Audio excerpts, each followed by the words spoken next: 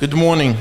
Now that the Chovas Halevovas told us that there is no one answer to why sometimes we see a Russia that things seem to be going well for him, and a tzaddik that seems to be having a hard time, says the Chovas Halevovas, however, I could give you some inkling of an idea, a few ideas actually, why this sometimes happens. Says the Chovas Halevovas, b'chol zis matzos li nenochin la'osis le'inyan ze hezbe, she'yokel lefachis b'miktzas es havonas hadava.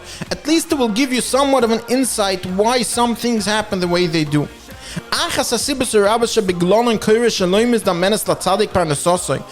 the reasons why sometimes Parnasa does not come to the tzaddik until he works very hard, it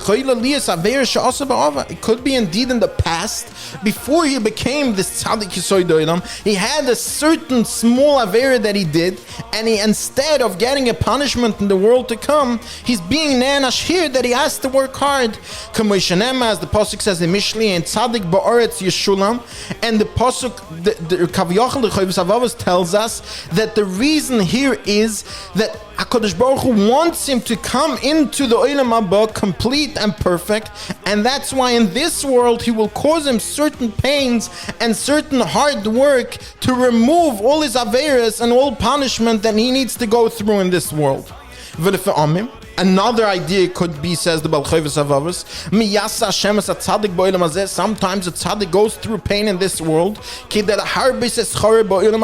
simply to get more schar and reward in the world to come. As the pasuk clearly says in the Varim, and an easy way to understand this idea, sometimes people think, wait a second, so because I have a headache, therefore I get schar in the world to come. But as we read the Chovas Halevovas, we see clearly that the understanding of this is, as Chazal said, lefum tzara agra, the harder it is to do a mitzvah in this world, the more schar there is. So when one imagines that one has everything possible they can want in this world, and then they go, they daven, they learn, and they do chesed, it's very nice, it's a big mitzvah, they will get a lot of schar.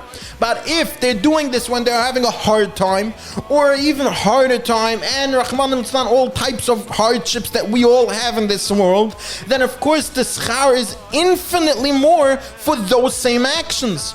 Now, of course, this is all part of the Nisoyim, where unfortunately some people think, oh, if I have a hardship, I don't do any of these mitzvahs anymore.